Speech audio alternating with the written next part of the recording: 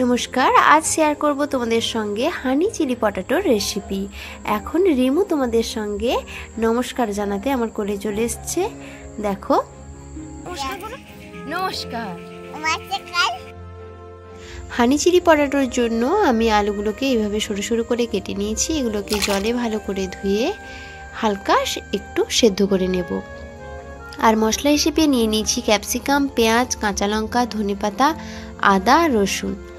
এইবার আমি সেদ্ধ করে রাখা আলুগুলো নিয়ে নিচ্ছি আর এর ওপর দিয়ে দিচ্ছি 2 চামচ ময়দা, 2 চামচ কর্নফ্লাওয়ার, আর দিয়ে দেব হলুদ গুঁড়ো, লাল লঙ্কার গুঁড়ো আর স্বাদ মতো লবণ।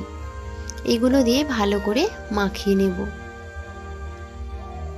রিমু বরাবরই আমার ভিডিও করার সময় চলে আসবে আর বলবে ভিডিওতে আমি কিছু বলবো মা। এবার দেখো আলুগুলোকে আমার তেলে ভালো করে লাল লাল করে ভাজা হয়ে গেছে।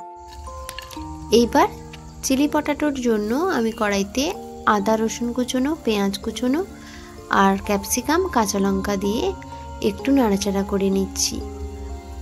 এইবার দিয়ে দেব টমেটো সস আর সয়া সস।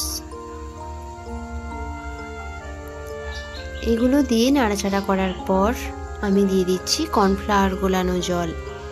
এবার দিয়ে দেব স্বাদ মতো লবণ।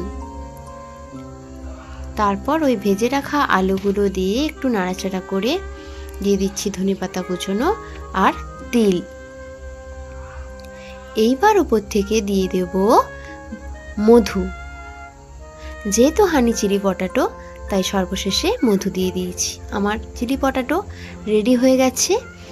তোমরা প্লিজ আমার রেসিপিটা ট্রাই করো আর ভিডিওটা ভালো লেগে থাকলে চ্যানেলটিকে সাবস্ক্রাইব করে আমার পাশে থাকার অনুরোধ রইল। থ্যাংক ইউ বন্ধুরা, সকলে ভালো থেকো।